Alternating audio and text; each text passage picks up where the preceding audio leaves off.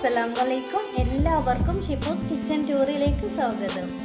ഇന്ന് ഞാൻ വന്നിട്ടുള്ളത് നല്ല ടേസ്റ്റി ആയിട്ടുള്ള അയല മുളകിലിട്ടതിൻ്റെ റെസിപ്പി ആയിട്ടാണ്. കഴിക്കാൻ നല്ല ടേസ്റ്റാണ്. നമുക്ക് ചോറിൻ്റെ കൂടെയും ചപ്പാത്തിയുടെ കൂടെയും വെള്ളപ്പത്തിൻ്റെ കൂടെയും എല്ലാത്തിൻ്റെ കൂടെ കഴിക്കാനും നമ്മുടെ മീൻ മുളകിലിട്ടതൊക്കെ ഒത്തിരി ടേസ്റ്റാണല്ലോ. നമ്മുടെ മീൻ മുളകിലിട്ടത് എപ്പോഴും ഒരു ദിവസം പഴക്കമുള്ള മീൻ കറിയൊക്കെ ആണെങ്കിൽ കഴിക്കാനൊരു പ്രത്യേക ടേസ്റ്റാണ്. അപ്പം നമുക്കത് സിമ്പിളായിട്ട് തന്നെ റെഡിയാക്കാൻ പറ്റിയിട്ടുള്ളതാണ്. അപ്പം നിങ്ങളെല്ലാവരും ഇതുപോലെ ഒന്ന് ട്രൈ ചെയ്ത് നോക്കണം. അപ്പം നമുക്ക് നമ്മുടെ ടേസ്റ്റി ആയിട്ടുള്ള മീൻ മുളകിലിട്ടത് എങ്ങനെ റെഡിയാക്കുന്നത് എന്നുള്ളത് നോക്കാം. അപ്പം നമുക്ക് പെട്ടെന്ന് തന്നെ വീഡിയോയിലോട്ട് പോവാം. അപ്പം ഞാൻ അതിന് വേണ്ടിയിട്ട് അയല മീനാണ് എടുത്തിട്ടുള്ളത്. 3/4 കിലോ അയല മീനാണ് എടുത്തിട്ടുള്ളത്. ഇപ്പം എനിക്ക് കിട്ടിയത് വലിയ അയല ആയതുകൊണ്ട് ഞാൻ ഒരയില 3 പീസാക്കി എടുത്തിട്ടുണ്ട്. നല്ലതുപോലെ തന്നെ കഴുകി വൃത്തിയാക്കി എടുത്തിട്ടുള്ളതാണ്. അപ്പോൾ ഇത് വെച്ചിട്ടാണ് നമ്മുടെ മീൻ കറി റെഡിയാക്കുന്നത്. പിന്നെ ഞാൻ കുറച്ച് വാളംപുളിയും കൂടെ വെള്ളത്തിലിട്ട് വെച്ചിട്ടുണ്ട്. ഇതൊന്ന് കുതിർന്ന് കിട്ടാൻ വേണ്ടിയിട്ടാണ്. ഒരു 5 മിനിറ്റ് മുമ്പ് വെള്ളത്തിലിട്ട് വെച്ചാൽ മതി. എന്നാൽ നമ്മൾ പിഴിഞ്ഞെടുക്കുമ്പോൾ പെട്ടെന്ന് തന്നെ അത് റെഡിയായിട്ട് കിട്ടും. അപ്പോൾ ഇനി നമുക്ക് ഗ്യാസിൽ മൺചട്ടി വെച്ച് കൊടുക്കാം. മൺചട്ടിയിലാണ് ഞാനിപ്പോൾ മീൻ കറി റെഡിയാക്കുന്നത്. അപ്പോൾ ഞാനിതിലേക്ക് ഒരു 3 സ്പൂൺ വെളിച്ചെണ്ണ ഒഴിച്ച് കൊടുത്തിട്ടുണ്ട്. ഇനി നമുക്ക് എണ്ണ ചൂടായിട്ട് വരുമ്പോൾ കടുകും ഉലുവയും കൂടെ ചേർത്ത് കൊടുക്കാം.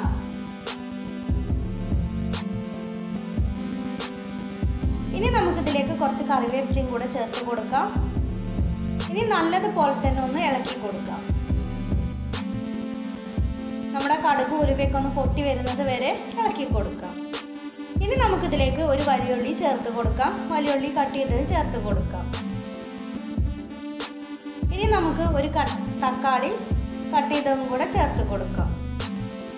ഇനി ഒരു പച്ചമുളക് നടുക് കീറിയിട്ട് അതും കൂടെ ഇതിലേക്ക് ചേർത്ത് കൊടുക്കാം. നല്ല എരിവുള്ള മുളകായതുകൊണ്ടാണ് ഞാൻ ഒന്ന് ചേർത്ത് കൊടുക്കുന്നത്. നിങ്ങൾക്ക് വേണമെങ്കിൽ കൂട്ടും കുറക്കൊക്കെ ചെയ്യാം.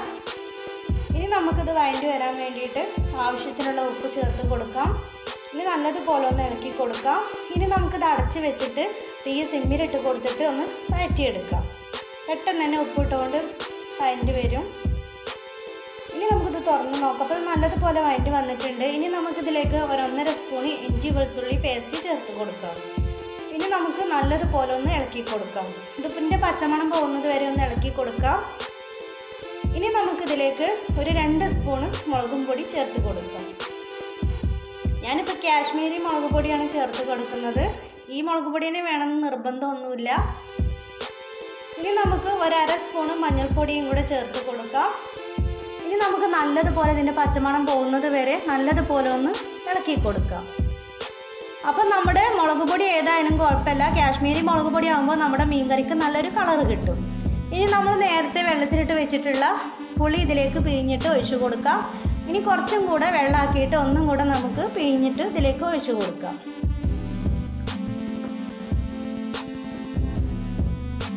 അപ്പോൾ നമ്മളിപ്പോൾ നമ്മുടെ പുളിയൊക്കെ മുഴുവനായിട്ട് ഇവിടെ പിഴിഞ്ഞ് ഒഴിച്ചിട്ടുണ്ട്. ഇനി ഇത് നല്ലതുപോലെ ഒന്ന് ഇളക്കി കൊടുക്കാം. ഇനി ഇത് അടച്ച് വെച്ചിട്ട് ഒന്ന് തിളച്ച് വരാൻ വേണ്ടിയിട്ടൊന്ന് വെയിറ്റ് ചെയ്യാം. തിളച്ചതിന് ശേഷമാണ് നമ്മൾ നമ്മുടെ മീനിട്ട് കൊടുക്കുന്നത്. ഇപ്പോൾ ഇത് നല്ലതുപോലെ തന്നെ തിളച്ച് വന്നിട്ടുണ്ട്. ഇനി നമുക്കിത് നല്ലതുപോലെ ഒന്ന് ഇളക്കി കൊടുക്കാം. ഇനി നമുക്ക് നമ്മൾ കഴുകി വൃത്തിയാക്കി വെച്ചിട്ടുള്ള നമ്മുടെ മീൻ ഇതിലേക്ക് ഇട്ട് കൊടുക്കാം.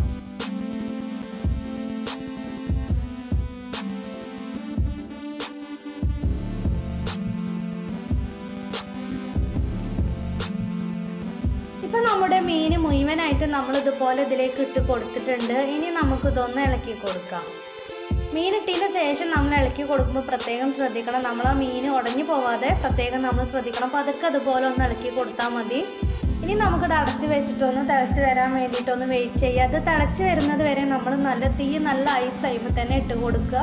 പിന്നെ നമ്മൾ തിളച്ച് വന്നതിന് ശേഷം നമ്മൾ തീ ഒരു മീഡിയത്തിലിട്ട് കൊടുത്തിട്ട് ഇതൊന്ന് വേവിച്ചെടുത്താൽ മതി.